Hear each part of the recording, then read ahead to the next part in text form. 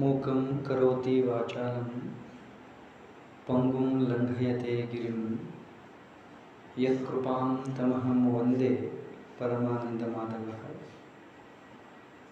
ದೀಪ್ತನಯನಾರವಿಂದಂ ಶ್ರೀ ಸ್ವಾಮಿ ವಿವೇಕಾನಂದಂ ಭಾರತವೀರ ನರೇಂದ್ರಂ ತ್ವಾಂ ವಂದೇ ಸಿಂಹನಿನಾದಂ.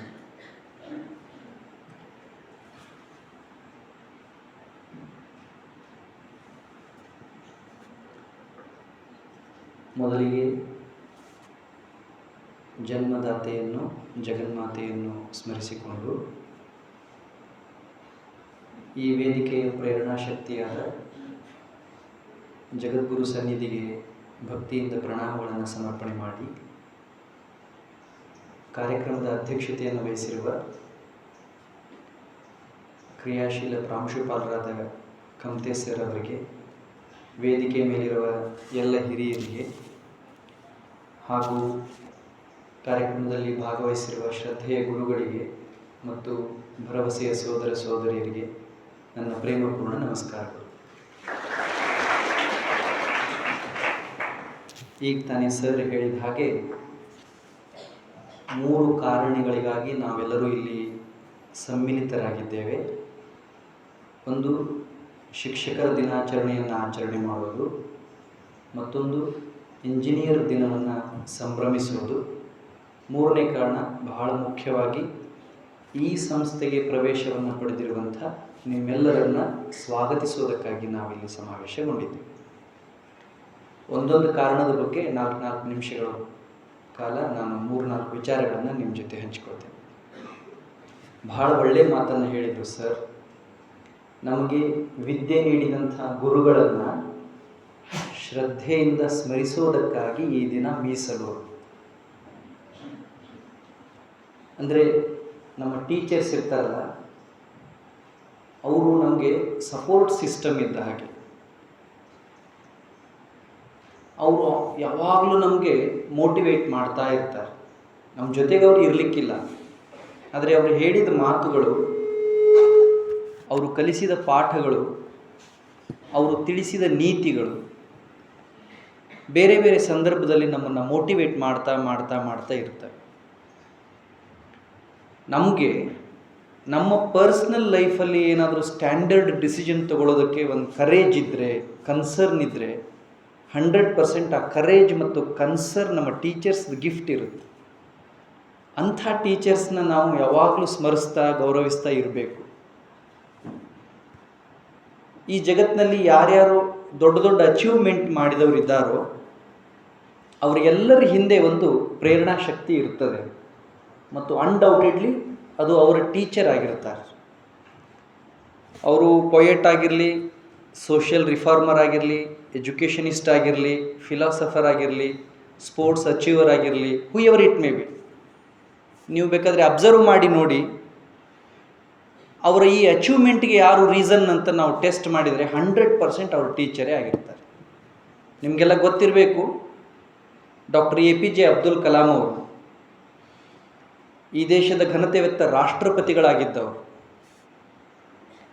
ಒಮ್ಮೊಮ್ಮೆ ಯಾರಾದರೂ ಒಂದು ಸ್ಥಾನ ಅಲಂಕರಿಸಿದರೆ ಆ ಸ್ಥಾನ ಅಲಂಕರಿಸಿದ ಮೇಲೆ ಅವರು ಬೆಲೆ ಹೆಚ್ಚಾಗುತ್ತೆ. ಇನ್ನು ಕೆಲವರು ಹೀಗಿರ್ತಾರೆ, ಅವರು ಆ ಸ್ಥಾನ ಅಲಂಕಾರ ಮಾಡಿದರೆ ಅವರಿಂದ ಆ ಸ್ಥಾನದ ಕಿಮ್ಮತ್ತು ಹೆಚ್ಚಾಗ್ತದೆ. ಡಾಕ್ಟರ್ APJ ಕಲಾಂ ಅವರು ರಾಷ್ಟ್ರಪತಿಗಳಾದ ಮೇಲೆ ರಾಷ್ಟ್ರಪತಿ ಘನತೆ ಅನ್ನೋದು ಏನು ಅಂತ ಜಗತ್ತಿಗೆ ಗೊತ್ತಾಯಿತು. ಅಂಥವರು ಅವರು ಜೀವನದಲ್ಲಿ ಯಾವಾಗಲೂ ಸ್ಮರಣೆ ಮಾಡ್ತಾ ಇದ್ದ ಒಂದು ಹೆಸರು ಯಾವುದು ಅಂದರೆ ಶ್ರೀ ಶಿವಸುಬ್ರಹ್ಮಣ್ಯ ಅಯ್ಯರ್. ಅವರು ಪ್ರಾಥಮಿಕ ಶಾಲೆ ಟೀಚರ್.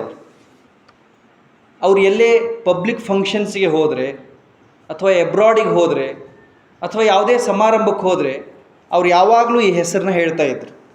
ನಮ್ಮ ಟೀಚರ್ ನನಗೆ ಮೋಟಿವೇಟ್ ಮಾಡದೇ ಇದ್ದಿದ್ದರೆ, ನಮ್ಮ ಟೀಚರ್ ನನಗೆ ಒಳ್ಳೆಯ ದಾರಿ ತೋರಿಸದೇ ಇದ್ದಿದ್ದರೆ, ನಮ್ಮ ಟೀಚರ್ ನನ್ನ ಬೆನ್ನು ಚಪ್ಪರಿಸದೇ ಇದ್ದಿದ್ದರೆ, ನಮ್ಮ ಟೀಚರ್ ಅಬುಲ್ ನಾನಿದ್ದೀನಿ, ನೀನು ಮುಂದೆ ಹೋಗು ಅಂತ ನನಗೆ ಧೈರ್ಯ ತುಂಬದೇ ಇದ್ದಿದ್ದರೆ ನಾನಿವತ್ತು ರಾಷ್ಟ್ರಪತಿ ಆಗ್ತಿರಲಿಲ್ಲ ಅಂತ ಅಬ್ದುಲ್ ಕಲಾಂ ಹೇಳ್ತಾ ಇದ್ರು.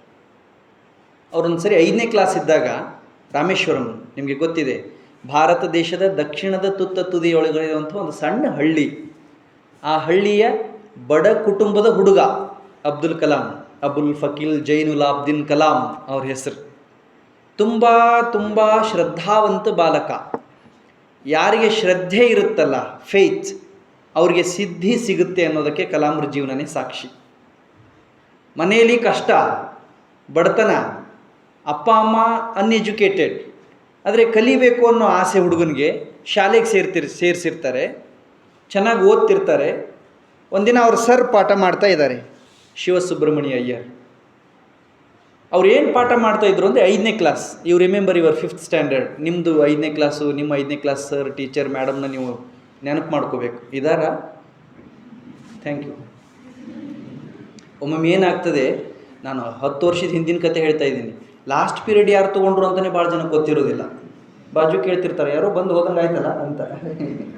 ಹಂಗಾಗ್ಬಾರ್ದು. ಈ ಕೇಸಲ್ಲಿ ಹಂಗಾಗ್ಬಾರ್ದು.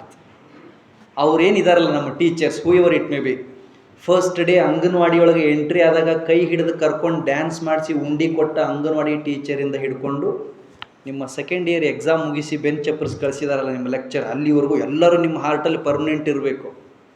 ಅವರು ಕ್ಯಾಮ್ರಾದಲ್ಲಿ ಕ್ಲಿಕ್ ಮಾಡಿ ಸ್ಟೋರೇಜ್ ಹೆಚ್ಚಿಗೆ ಆದಾಗ ಡಿಲೀಟ್ ಮಾಡೋ ಪಿಕ್ಚರ್ ಆಗಬಾರ್ದು.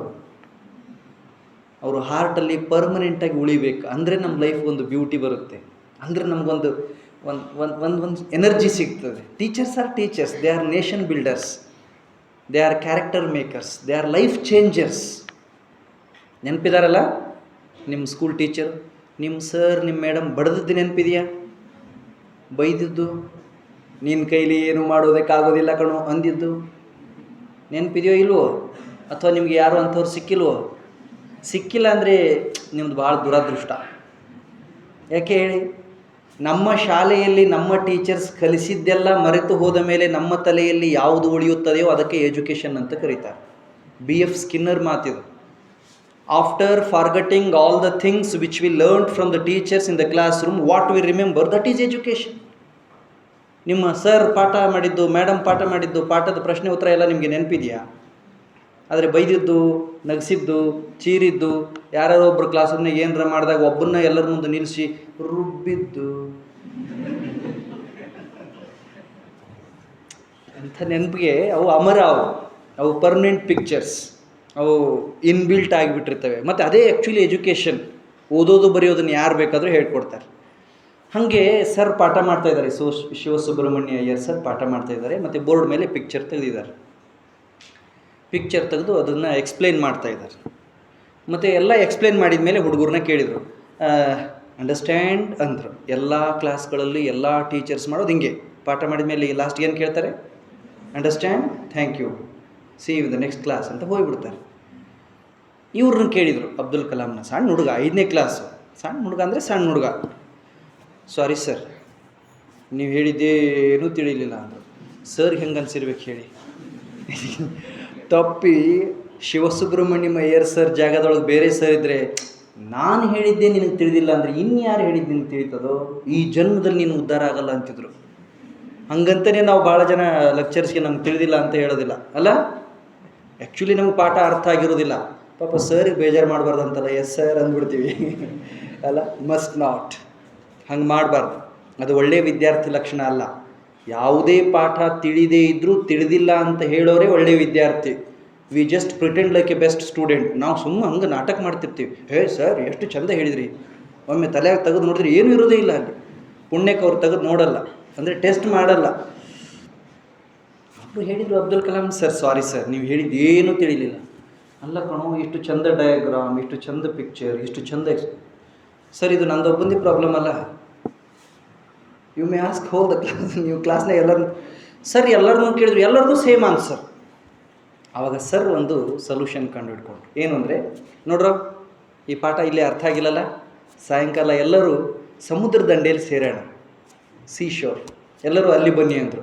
ಹುಡುಗರಿಗೆ ಎಷ್ಟು ಖುಷಿ ಆಯಿತು ಹೇಳ್ತೇನೆ ನಿಮಗೆ. ನೀವು ಕಲ್ಪನೆ ಮಾಡ್ಕೊಳ್ಳಿ, ನಿಮಗೆ ನಿಮ್ಮ ಕಾಲೇಜಲ್ಲಿ ಸರ್ ಎಲ್ಲ ಪಾಠ ಅರ್ಥ ಆಗಲಿಲ್ಲಲ್ಲ, ಎಲ್ಲರೂ ಅಲ್ಲಿ ಹೋಗೋಣ ಸಂಕೇಶ್ವರ ಕ್ಲಾಸ್ಗೆ ಅಂದರೆ ನಿಮ್ಗೆ ಹೆಂಗೆ ಅನ್ನಿಸ್ತದೆ ಹೇಳಿ? ಓ ಮೈ ಗಾಡ್, ಥ್ಯಾಂಕ್ ಯು, ಇಲ್ಲಿ ಅಡ್ಮಿಷನ್ ಕೊಟ್ಟಿದ್ದಕ್ಕೆ ಅಂತೀರಿ. ಏನಿದೆಯೋ ಎಲ್ಲ ಮುಗಿಸ್ಬಿಡೋಣ ಅಂದರೆ ಛೇ ಅಂತೀರಿ ಅಲ್ಲ. ಸರ್ ಸಮುದ್ರ ದಂಡೆ ಕರ್ಕೊಂಡೋದ್ರು, ಹುಡುಗರೆಲ್ಲ ಖುಷಿ. 5ನೇ ಕ್ಲಾಸ್ ಹುಡುಗರು ಅವ್ರಿಗೆ ಆ ಸಮುದ್ರ ದಂಡೆಯೊಳಗಡೆ ಮರಳೊಳಗಡೆ ಆಡೋದು, ದೈತ್ಯಾಕಾರದ ಅಲೆಗಳನ್ನು ನೋಡೋದು, ಸಮುದ್ರದೊಳಗಡೆ ಜಿಗಿಯೋದು, ಕುಣಿಯೋದು ಅಂದರೆ ಖುಷಿಯೋ ಖುಷಿ. ಸರ್ ಬಂದರು, ಅಲ್ಲಿ ಪಕ್ಷಿಗಳು ಹಾರ್ತಾ ಇದ್ದವು, ಅವುಗಳನ್ನ ತೋರಿಸಿದ್ರು. ನೋಡ್ರು ಆ ಪಕ್ಷಿ ಹೇಗೆ ಮೇಲೆ ಹೋಗುತ್ತೆ ಅಂತ ಅಬ್ಸರ್ವ್ ಮಾಡಿ ಅಂತಂದರು. ಪಕ್ಷಿಗಳು ಸಾವಕಾಶ ರೆಕ್ಕೆನ ಬಡಿದು ಶರೀರನ ಹಿಂದಕ್ಕೆ ತಳ್ಳಿ ಬಾಲದ ಬಲದಿಂದ ಮೇಲಕ್ಕೆ ಹಾರೋದನ್ನು ಹುಡುಗರೆಲ್ಲ ನೋಡಿದರು. ನೋಡಿದ ಮೇಲೆ ಸರ್ ಕೇಳಿದರು, ಈಗೇನು ತಿಳಿತು ನಿಮಗೆ? ಸರ್, ನಮಗೆ ಬಹಳ ಚೆನ್ನಾಗಿ ಅರ್ಥ ಆಯಿತು. ಪಕ್ಷಿ ಮೇಲೆ ಹಾರೋದಕ್ಕೆ ಅದು ರೆಕ್ಕೆ ಬಡಿತಾ ಇದ್ದದ್ದೇ ಕಾರಣ. ಓಕೆ, ನೀವು ಪಕ್ಷಿ ಹಿಂದೆ ಅಬ್ಸರ್ವ್ ಮಾಡಿದ್ರಿ, ಅದ್ರ ಟೇಲ್ ಅಬ್ಸರ್ವ್ ಮಾಡಿದ್ರಿ? ಹೌದು ಸರ್, ಅಬ್ಸರ್ವ್ ಮಾಡಿದ್ವಿ. ಹೀಗೆ ಎಲ್ಲ ಚರ್ಚೆ ಆದಮೇಲೆ ಅವರ ಸರ್ ಕಲಾಂ ತಲೆ ಮೇಲೆ ಕೈ ಇಟ್ಟು, ಕಲಾಂ ನೋಡೋ ಎಂಥ ಸೈನ್ಸ್ ಇದೆ ನೇಚರ್ ಒಳಗಡೆ, ಏನು ಬ್ಯೂಟಿಫುಲ್ ಲೆಸನ್ಸ್ ಇದೆ ನೇಚರ್ ಒಳಗಡೆ. ನಿನಗೆ ಇಂಟ್ರೆಸ್ಟ್ ಇದ್ದರೆ, ನಿಂಗೆ ಥರ್ಸ್ಟ್ ಇದ್ದರೆ, ನಿಂಗೆ ಡಿಸೈರ್ಸ್ ಇದ್ದರೆ ಇಂಥದ್ದನ್ನು ಕುರಿತು ಧ್ಯಾನ ಮಾಡೋ, ಅಭ್ಯಾಸ ಮಾಡೋ, ಸ್ಟಡಿ ಮಾಡೋ ಅಂತ ಹೇಳಿದರು. 5ನೇ ಕ್ಲಾಸಲ್ಲಿ ಮೇಷ್ಟ್ರು ಬೆಂಚ್ ಚಪ್ಪರಿಸಿ ಸ್ಟಡಿ ಮಾಡುವಂಥ ಇನ್ಸ್ಪೈರ್ ಮಾಡಿದ ಹುಡುಗ ಒಂದಿನ ಭಾರತ ದೇಶಕ್ಕೆ ಕ್ಷಿಪಣಿ ತಜ್ಞ, ಕ್ಷಿಪಣಿ ಜನಕ ಆಗ್ತಾನೆ. ಅಂದರೆ ಟೀಚರ್ ರೋಲ್ ಹೇಗಿರಬೇಕು? That is teacher. Teacher means ನನ್ನ ಕೈಲಿ ಆಗೋದಿಲ್ಲ ಅನ್ನೋರಿಗೆ ನೀನು ಮಾಡ್ತೀಯ ಅಂತ ಭರವಸೆ ತುಂಬುವಂಥ ಶಕ್ತಿ. It is not person, it is personality. ಅದು ವ್ಯಕ್ತಿ ಅಲ್ಲ, ಅದೊಂದು ಶಕ್ತಿ. ಇನ್ನೊಂದು ಸಣ್ಣ ಕತೆ ಹೇಳಬೇಕು ನಾನು ನಿಮಗೆ, related to this function. Chikkaballapur ಗೊತ್ತಾ ನಿಮಗೆ? ಚಿಕ್ಕಬಳ್ಳಾಪುರ ನಿಮಗೆ ಗೊತ್ತಾ? ಎಸ್ ಅಲ್ಲ, ವೆರಿ ಗುಡ್. ಅದು ಯಾವ ದೇಶದಲ್ಲಿದೆ ಅಂತಂದ್ರೆ ಗೊತ್ತಲ್ಲ? Thank you. ಭಾಳ ಸರಿ ಹಿಂಗೆ ಆಗಿಬಿಡುತ್ತೆ, ನಮ್ಮ ಪಕ್ಕದಲ್ಲಿರೋ ಜಿಲ್ಲೆ, ಊರು ನಮ್ಗೆ ಯಾವಾಗ ಗೊತ್ತೇ ಇರೋದಿಲ್ಲ. ಚಿಕ್ಕಬಳ್ಳಾಪುರ ನಮ್ಮ ರಾಜ್ಯದಲ್ಲೇ ಇದೆ, ದಕ್ಷಿಣಕ್ಕೊಂದು ಜಿಲ್ಲೆ. ಅಲ್ಲೊಂದು ಸಣ್ಣ ಹಳ್ಳಿ, Muddenahalli. Do you know Muddenahalli? Muddenahalli ನೆನಪುಳಿಲಿಲ್ಲ ಅಂದರೆ ಮುದ್ದೆ ನೆನಪಿಟ್ಕೊಳ್ಳಿ, ಅವಾಗ ಹಳ್ಳಿ ನೆನಪಿಗೆ ಬರುತ್ತೆ. ನಾವೆಲ್ಲ ಹಳ್ಳಿಯವರು. Story belongs to Muddenahalli. ಅವಾಗಿನ ಸ್ಕೂಲ್ ಇದು. 80, 85, 90 ವರ್ಷದ ಹಿಂದಿನ ಕತೆ. ಸಾರಿ, ಅದಕ್ಕಿಂತ ಹಿಂದಿನ ಕತೆ ಇದು. ಒಬ್ಬರು ಸರ್ ಇದ್ದರು, ಕ್ಲಾಸ್ ರೂಮ್ ಒಳಗಡೆ ಬಂದರು. ಬೆಳಗ್ಗೆ ಎಲ್ಲ ಹುಡುಗರು ಕೂತಿದ್ರು. ಅದು ಮಲ್ಟಿ ಕ್ಲಾಸ್, ಒಂದೊಂದು ಕ್ಲಾಸ್ ಅಲ್ಲ, 1, 2, 3, 4, 5, 6 ಎಲ್ಲ ಒಂದೇ ಕ್ಲಾಸಲ್ಲೇ ಕೂಡ್ತಿದ್ರು. ಹೀಗೆ ಕಲ್ತವ್ರದ್ದು ಎಕ್ಸ್ಪೀರಿಯನ್ಸ್ ಭಾಳ ಚೆಂದ ಇರ್ತದೆ. ಯಾರಾದರೂ ಹಿಂಗೆ ಕಲ್ತಿದ್ದೀರಾ? ನಾವು ಕಲ್ತಿದ್ದೀವಿ ಹಿಂಗೆ. ನಮಗೆ 1ರಿಂದ 7ನೇ ಕ್ಲಾಸ್ ಒಬ್ಬರೇ ಸರ್. ಅಯ್ಯೋ ದೇವರೇ, ಎಲ್ಲರನ್ನೂ ಮೇಂಟೈನ್ ಮಾಡೋದು. ಒಬ್ಬ ಹುಡುಗನು ಗಿಮುಕ್ ಅಂತಿರಲಿಲ್ಲ. ಈಗ 3G 4G 5G ಎಲ್ಲ ಜಿ ಬಂದವೆ, ಆದರೂ ನಮ್ಮನ್ನು ಕಂಟ್ರೋಲ್ ಮಾಡೋಕ್ಕಾಗೋದು.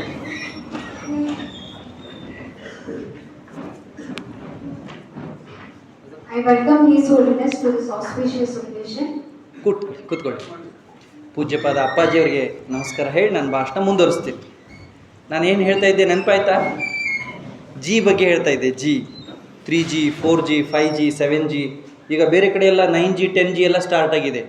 ಇಷ್ಟು ಜಿ ಎಲ್ಲ ಬಂದು ನಮ್ಮನ್ನ ಯಾರೂ ಕಂಟ್ರೋಲ್ ಮಾಡೋಕ್ಕಾಗ್ತಿಲ್ಲ. Right or wrong? ಇಷ್ಟೆಲ್ಲ ಜಿ ಇದ್ದು ನಮ್ಮನ್ನು ಯಾರೂ ಕಂಟ್ರೋಲ್ ಮಾಡೋಕ್ಕಾಗ್ತಿರ್ಲಿಲ್ಲ. ಆದರೆ ಆವಾಗ ಇದ್ದದ್ದು ಒಂದೇ ಜಿ, ಗುರೂಜಿ. ಕೈ ಮೇಲಿನ ತೋಳು ಜಾಡಿಸಿ ಮೇಲೆ ಏರಿಸಿ ಬೆನ್ನಾಗ ಒಂದು ಬಿಟ್ಟರು ಅಂದರೆ ಎಲ್ಲ ನೆಟ್ವರ್ಕ್ ಒಂದೇ ಕಡೆ ಬರ್ತಿತ್ತು. ದಟ್ ಈಸ್ ಗುರೂಜಿ ಕಾಲ. ಹಾಗೆ ಒಂದು ಕ್ಲಾಸಲ್ಲಿ ಎಲ್ಲ ಮಕ್ಕಳನ್ನ ಹಾಕ್ಕೊಂಡು ಪಾಠ ಮಾಡ್ತಿದ್ರು. ಅವರು ಶಾಲೆಯೊಳಗಡೆ ಬಂದರು. ಎಲ್ಲ ಮಕ್ಕಳದು ಅಟೆಂಡೆನ್ಸ್ ತೊಗೋಬೇಕಲ್ಲ, ಬ್ಯಾಗಿಗೆ ಕೈ ಹಾಕ್ತಾರೆ. ಅನ್ಫಾರ್ಚುನೇಟ್ಲಿ ಅವ್ರದ್ದು ಅಟೆಂಡೆನ್ಸ್ ಮರೆತು ಬಂದಿದ್ದಾರೆ. ಬಾರೋ ಇಲ್ಲಿ ಅಂತ ಮುಂದೆ ಕೂತಿದ್ದ ಹುಡುಗನ ಕರೆದ್ರು. ಅವ ಓಡಿ ಬಂದ. ಮತ್ತು ಮನೆಗೆ ಹೋಗು, ಅಟೆಂಡೆನ್ಸ್ ತೊಗೊಂಡು ಬಾ ಅಂದರು. ಪಕ್ಕದಲ್ಲೇ ಮನೆ ಇತ್ತು. ಹುಡುಗ ಓಡಿ ಹೋದ. ಆ ಮನೆಯಲ್ಲಿ ಗುರುಗಳ ಮನೆಯವರಿದ್ದರು, ಸರ್ ಮಿಸಸ್ ಇದ್ದರು. ಅಮ್ಮ ಹಾಜರಿ ಕೊಡಬೇಕಂತೆ. ಹುಡುಗ ಕೇಳಿದ. ತಗೋ ಅಂತ ಅವ್ರು ಕೊಟ್ಟರು. ಅವನು ಹಾಜರಿ ತೊಗೊಂಡು ವಾಪಸ್ ಬರೋದಕ್ಕಿಂತ ಮುಂಚೆ ಅವರಮ್ಮ ಅಂದರೆ ಸರ್ ಮನೆಯವರು ಅವನ ತಲೆ ಮೇಲೆ ಕೈ ಆಡಿಸಿ, ನೀನು ಶಾಲೆಯಿಂದ ಇಲ್ಲಿಗೆ ಬಂದಿದೆಯಾ, ಹಾಗೆ ಹೇಗೆ ಕಳಿಸೋದು, ಏನಾದರೂ ತಿನ್ನೋದಕ್ಕೆ ಕೊಡ್ತೀನಿ ಅಂದರು. ಹೆಂಗಿತ್ತು ನೋಡಿ ಅವಾಗ ವಾತಾವರಣ. ಸುಮ್ಮನೆ ಹೋದರೂ ತಿನ್ನೋದಕ್ಕೆ ಕೊಡ್ತಿದ್ರು, ಈಗ ತಿನ್ನಬೇಕು ಅಂತ ಹೋದರೂ ಕೊಡಲ್ಲ. ಅಲ್ಲ, ಎವ್ರಿಥಿಂಗ್ ಹ್ಯಾಸ್ ಚೇಂಜ್ಡ್. ನಾವೇನಾದ್ರು ಚಾಗೆ ಕೊಡ್ತಾರೇನೋ ಅಂತ ಯಾರ್ದಾರು ಮನೆಗೆ ಹೋದ್ರೆ ಏನು ಕೇಳ್ತಾರೆ? ಪಾಪ ಟೈಮ್ ಭಾಳ ಆಗಿದೆ, ನೀವು ಚಹಾ ಕುಡಿಯೋದಿಲ್ಲ ಅಂತ ಕಾಣ್ತದೆ ಅಂದರು. ಫಸ್ಟ್ ಬುಲೆಟಲ್ಲೇ ಔಟ್ ಮಾಡಿಬಿಡ್ತಾರೆ. ನಮ್ಮ ಹೊಟ್ಟೆಯಾಗ ಸಂಕಟ ಆಗ್ತಿರ್ತದೆ, ಚಹಾ ಜೊತೆ ಚೂಡ ಕೊಟ್ಟರೆ ಎಷ್ಟು ಚಂದ ಅಂತ. ನಾವು ಅಂದರು, ನನಗೂ ಅರ್ಜೆಂಟ್ ಇದೆ, ನಿಮಗೂ ಅರ್ಜೆಂಟ್ ಇದೆ, ಮತ್ತೊಮ್ಮೆ ಸಿಗೋಣ, ನಮಸ್ಕಾರ ಅಂದ್ಬಿಡ್ತಾರೆ. ಅವ್ರು ಅಂದರು, ಪಾಪ ನೀನು ಬಂದಿದೆಯಾ, ಹಾಗೆ ಹೆಂಗೆ ಕಳಿಸೋದು ಅಂತ ಹುರಿ ಹಿಟ್ಟು ಕೊಟ್ಟರು. ಡೂ ಯು ನೋ ಹುರಿ ಹಿಟ್ಟು? ಹಿಟ್ಟು? ಹಾಂ, ಹಿಟ್ಟಿಗೆ ಒಂದು ಸ್ವಲ್ಪ ಏನಾದರೂ ಬೆಲ್ಲ, ಬೇರೆ ಬೇರೆ ಪೋಷಕಾಂಶ ಸೇರಿಸಿದ್ರೆ ಅದು ಹುರಿ ಹಿಟ್ಟು.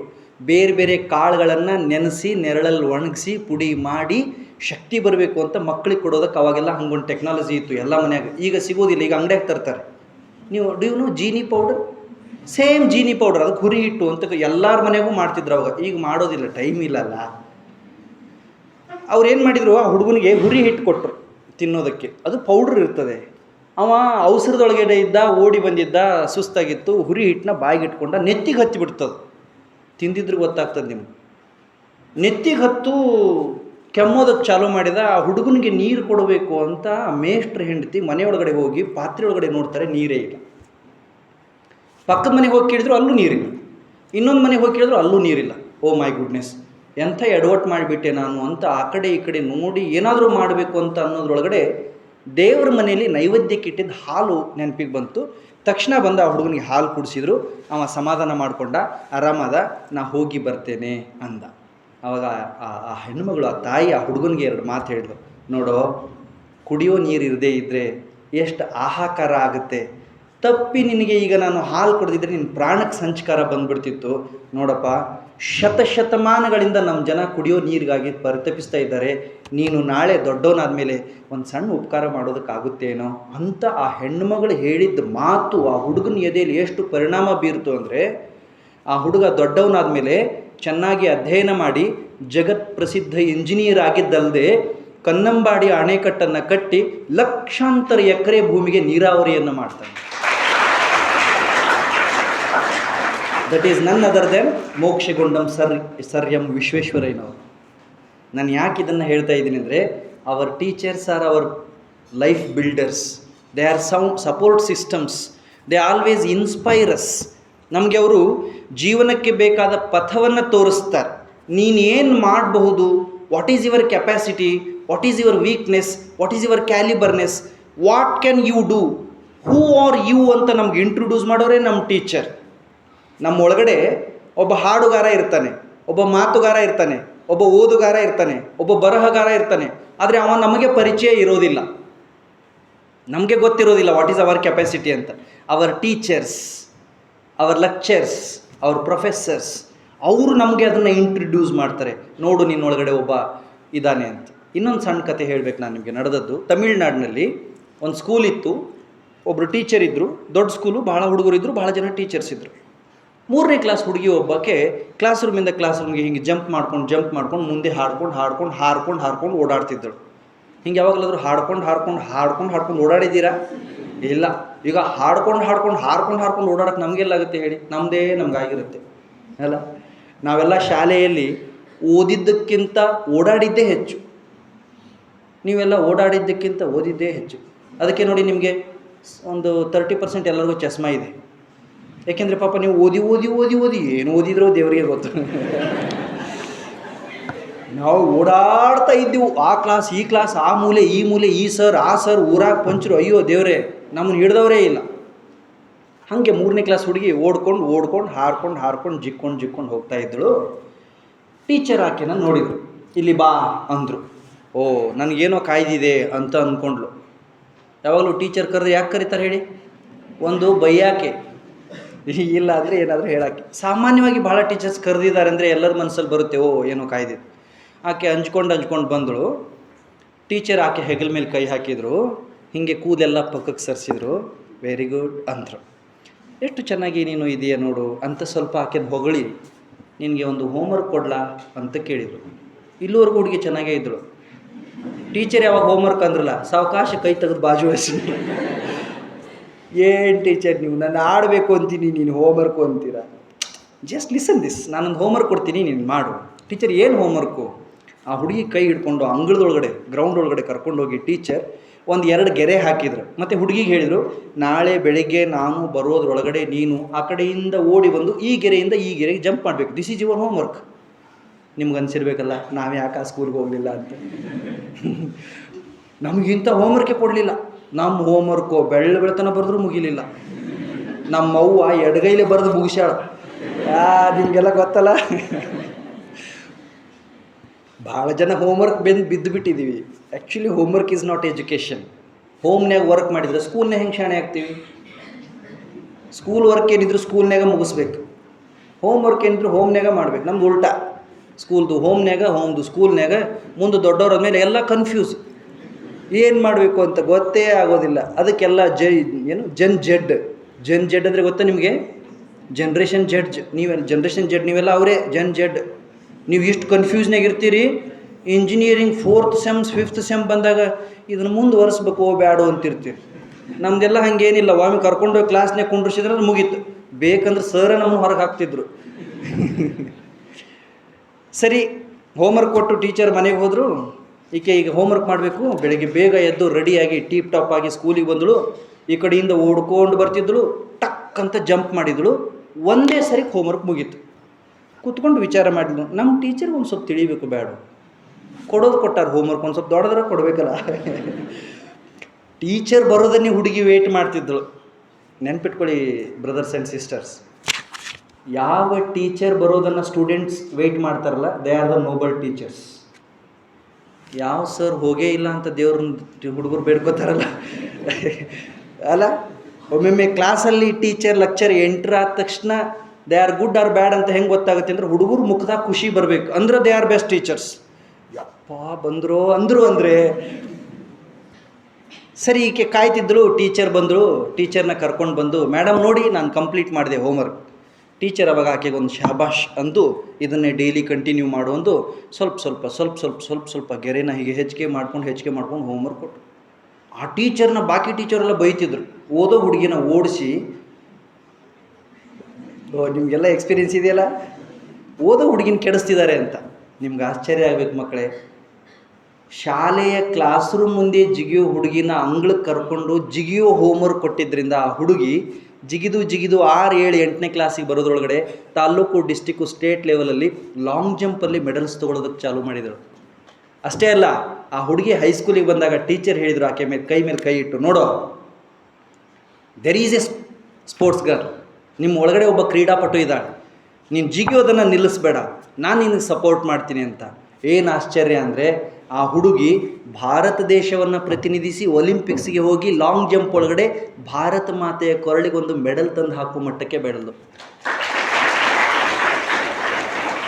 ಆ ಹುಡುಗಿಯ ಹೆಸರೇ ಅಂಜು ಬಾಬಿ ಜಾರ್ಜ್.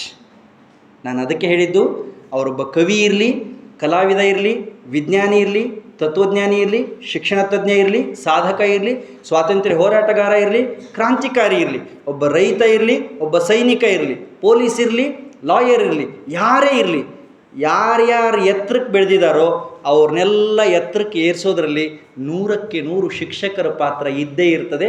ಅಂಥ ಶಿಕ್ಷಕರನ್ನು ಗೌರವಿಸೋದಕ್ಕಾಗಿ, ಸ್ಮರಿಸೋದಕ್ಕಾಗಿ ನಾವು ಶಿಕ್ಷಕರ ದಿನಾಚರಣೆಯನ್ನು ಆಚರಣೆ ಮಾಡ್ತೇವೆ. ಎರಡನೇದು, ಈಗ ತಾನೇ ನಿಮ್ಮ ಸರ್ ಹೇಳಿದಾಗೆ ಮೋಕ್ಷಗುಂಡಂ ವಿಶ್ವೇಶ್ವರಯ್ಯ, ಏನು ಹೆಸರದು. 102 ವರ್ಷಗಳ ಕಾಲ ಬದುಕಿದ್ರು ಅವರು, 102 years. ಅವರು, ನೀವು ಅವ್ರದ್ದು ಜೀವನ ಚರಿತ್ರೆಯನ್ನು ಓದಿ, my memoirs of working life ಅಂತ ಒಂದು ಪುಸ್ತಕ ಇದೆ. ನೀವು ಇಂಜಿನಿಯರಿಂಗ್ ಆಗೋ ಡಿಸಿಷನ್ ಮಾಡಿದ್ದೀರಲ್ಲ, you must know about Visvesvaraya. ಅವರು ದಿವಾನ್ರಾಗಿ ಮೈಸೂರು ಸಂಸ್ಥಾನಕ್ಕೆ ಅಪಾಯಿಂಟ್ ಆದ ದಿನ ಅವರು 1 ಕೋಟಿನ ಒಂದು ಕಿಸೆಯೊಳಗಡೆ ರಾಜೀನಾಮೆ ಪತ್ರನ ಇಟ್ಕೊಂಡಿದ್ರಂತೆ.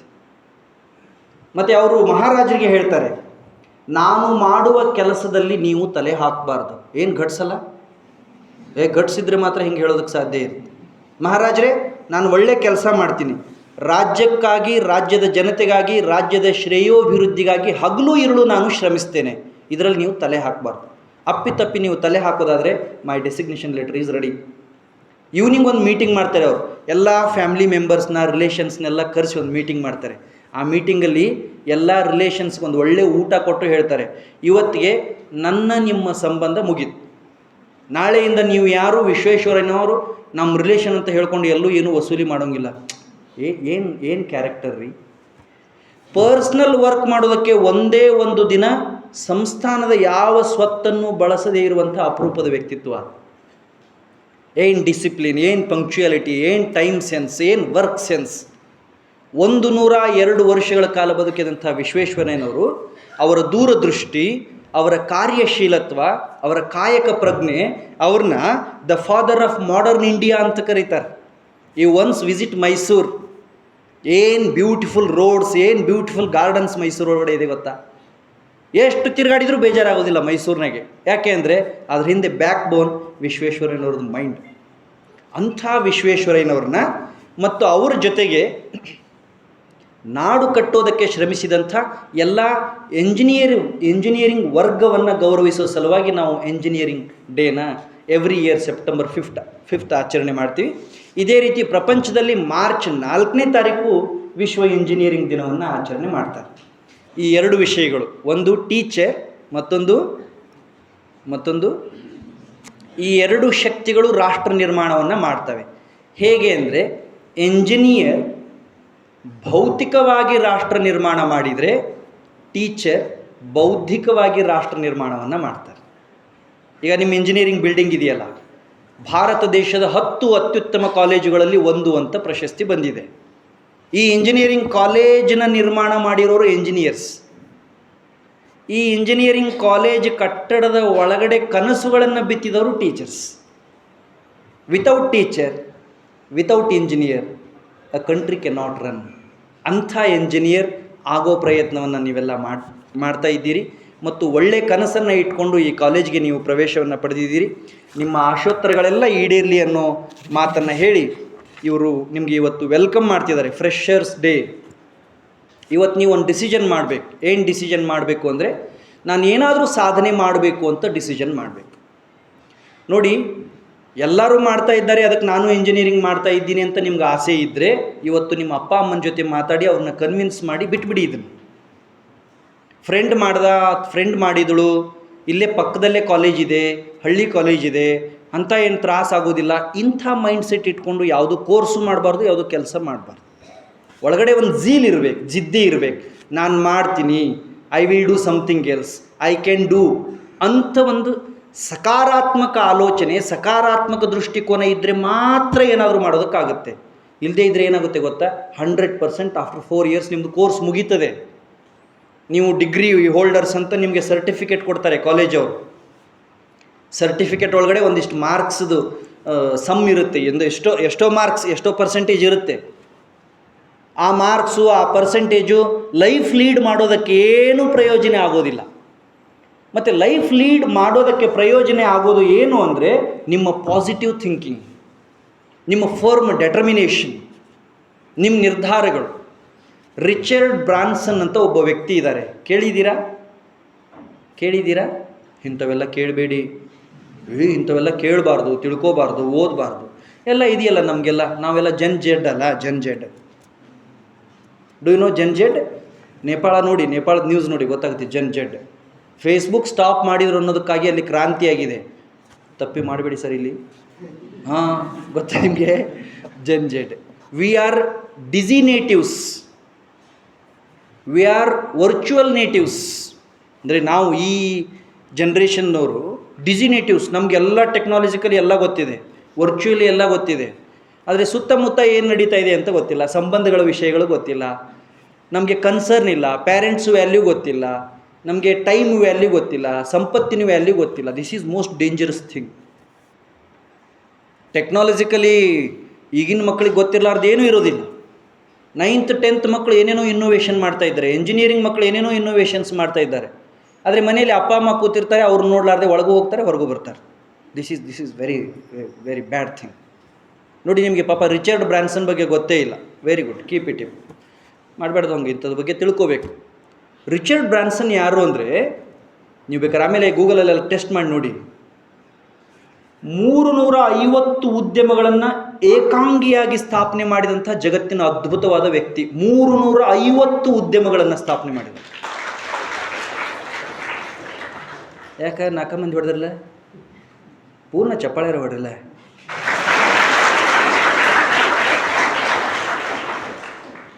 ಗುಂಡ್ಪಿನ್ ತಯಾರಿ ಮಾಡೋದ್ರಿಂದ ಹಿಡಿದು ಏರ್ಲೈನ್ಸ್ವರೆಗೆ, ಹಡಗು ತಯಾರಿ ಮಾಡೋದ್ರಿಂದ ಹಿಡಿದು ಟ್ರೈನ್ ತಯಾರಿ ಮಾಡೋದ್ರವರೆಗೆ, ಮ್ಯೂಸಿಕ್ ಏರಿಯಾ, ಪ್ರಿಂಟ್ ಮೀಡಿಯಾ, ಆಮೇಲೆ ಬುಕ್ ಪ್ರಿಪ್ರೇಷನ್ನು, ಒಳ್ಳೆ ಕ್ವಾಲಿಟಿದು ಬಟ್ಟೆ, ಒಳ್ಳೆ ಕ್ವಾಲಿಟಿದು ಬಸ್ಸು, 350 ಉದ್ಯಮಗಳನ್ನು ಸ್ಥಾಪನೆ ಮಾಡಿದಂಥ Richard Branson college dropout student.